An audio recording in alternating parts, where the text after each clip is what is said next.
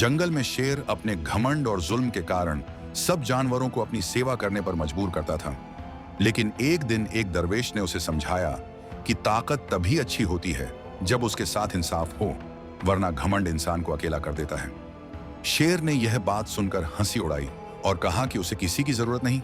कुछ दिन बाद एक समझदार और बहादुर चीता आया, जिसने देखा कि शेर सब पर जुल्म कर रहा है, तो उसने सब जानवरों को इकट्ठा किया और कहा कि अगर हम सब एक हो जाएं, तो कोई भी हम पर हुकूमत नहीं कर सकेगा।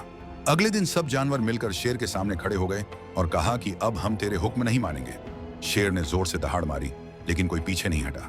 चीता आगे बढ़ा और कहा कि ताकत अकेले कुछ नहीं करती, असली ताकत एकता में है।